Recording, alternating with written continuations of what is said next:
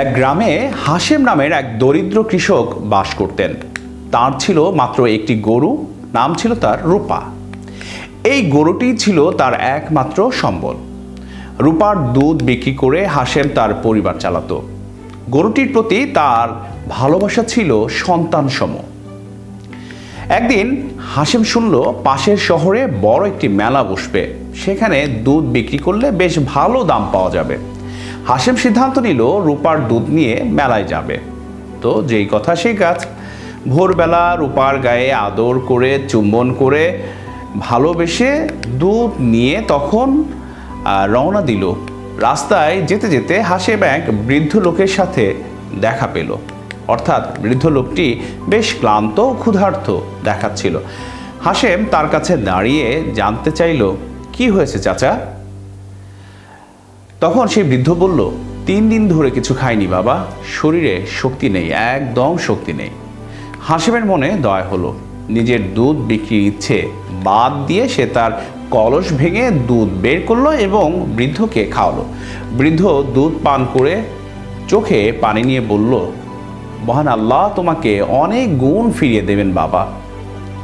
হাশেম হাসলো। সে বিশ্বাস করত কোনো ভালো কাজ কখনো বৃথা যায় না। এবার মেলায় না গিয়ে সে সোজা বাড়ি ফিরে এলো।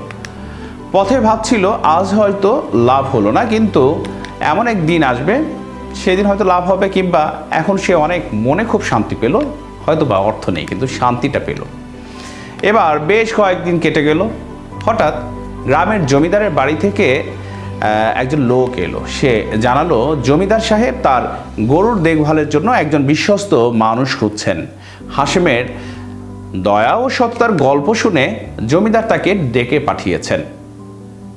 হাশেম সেখানে গেল। এবার জমিদার নিজেই তাকে বললেন, তোমার মতো সৎ লোকেরই দরকার, তুমি আমার গোয়াল ঘরের দায়িত্ব নাও, তোমাকে মাসে ভালো মজুরি দেব এবং যে জমির একটা অংশ দেয়া হবে চাষের জন্য, যেটি দিয়ে তোমার হয়তোবা ভালোই কাটবে।